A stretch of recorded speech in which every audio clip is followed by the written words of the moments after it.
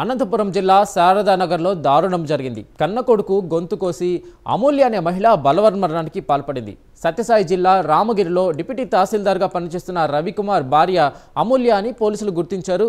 ఇక బలవన్మరణానికి గల కారణాలపై ఆరా తీస్తున్నారు. కుటుంబ కలహాలే కారణమని మృతురాలి కుటుంబ సభ్యులు అనుమానం వ్యక్తం చేస్తున్నారు. అయితే ఫోన్ రికార్డులు, ఫోరెన్సిక్ రిపోర్టులను పోలీసులు పరిశీలిస్తున్నారు.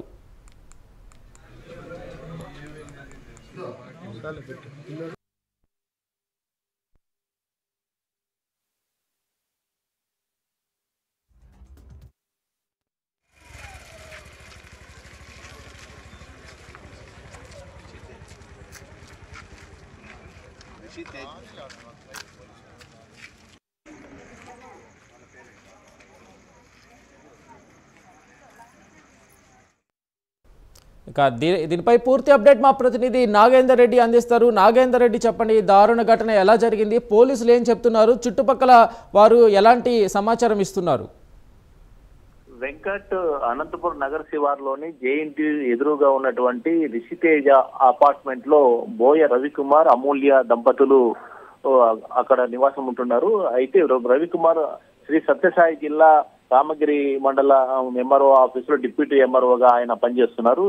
గత కొద్ది రోజులుగా వీళ్ళ ఇద్దరికి విభేదాలు ఉన్నాయనేసి చెప్పడం చుట్టుపక్కల వారు చెప్తున్నారు. అయితే నిన్నటి రాత్రి ఆయన డ్యూటీకి వెళ్లిపోయిన తర్వాత అమూల్య తన కొడుకు సహస్రాను గొంతు కోసి ఆ తర్వాత ఆమె ఊరి వేసుకుని చనిపోవడం జరిగింది.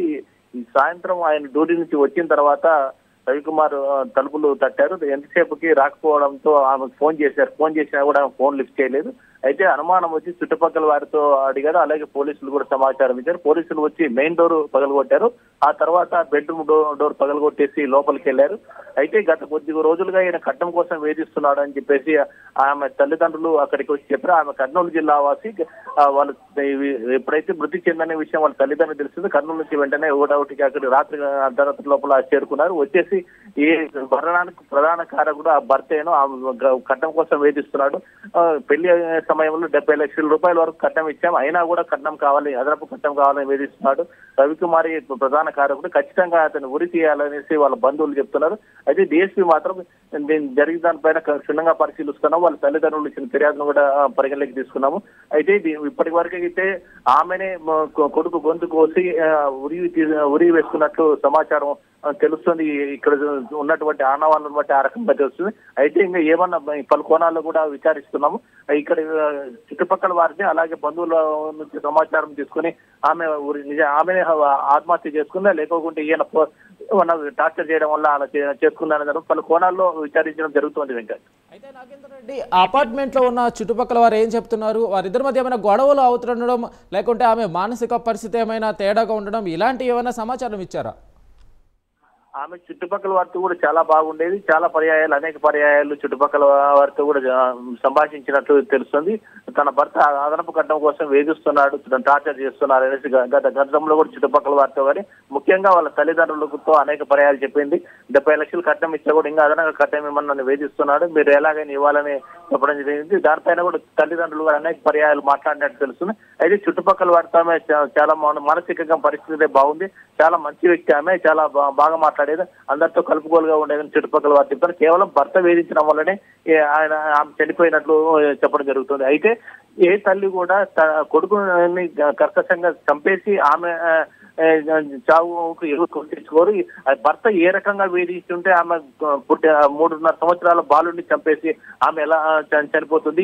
కేవలం భర్త కర్కశంగా వేధించడం వల్లే ఈ రకంగా అదనపు కట్నం కోసం వేధించడం వల్లే ఇలా జరుగుతుంది. ప్రజా సంఘాలు మాత్రం దీన్ని ఖచ్చితంగా ఇప్పటికైనా కూడా ఎక్కడెక్కడ జరుగుతున్న మహిళలపై అదనపు కట్నాల కోసం జరిగే వారిపైన కఠిన చర్యలు తీసుకొని మహిళా సంఘాలు కూడా డిమాండ్ చేయడం జరుగుతుంది. Okay Nagender Reddy, thank you.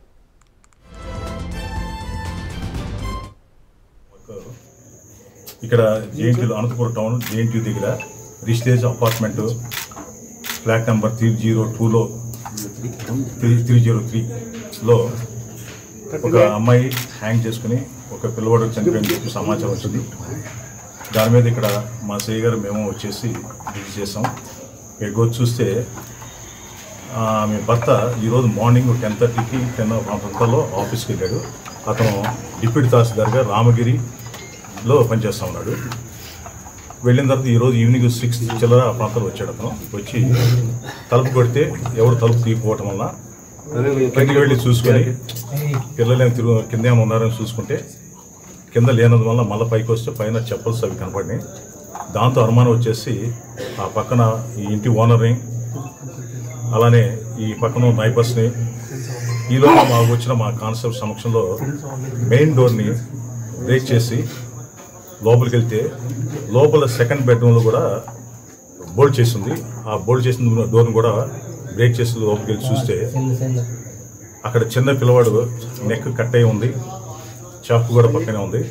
అలానే ఈ అమ్మాయి వచ్చేసి ఎవరైతే బండ మీద అమూల్య డిసీజ్డ్ అమ్మాయి ఉందో 30 years, ఆ అమ్మాయి వచ్చి అక్కడ ఉన్న ఒక చైర్ మీద చిన్న స్టూల్ వేసుకుని ఆ స్టూల్ ద్వారా పైకి సీలింగ్ ఫ్యాన్కి శారీతో ఊరేసుకుని ఉంది. సో వాళ్ళ పేరెంట్స్ కూడా కవర్ చేయడం జరిగింది. వాళ్ళ పేరెంట్స్ వచ్చిన తర్వాత దీనిలో అసలు విషయాలు ఏమిటి, ఎందుకు జరిగింది అనేది వాళ్ళు ఇచ్చిన దాని మీద విచారణ చేపడతాం. సమాచారం వరకు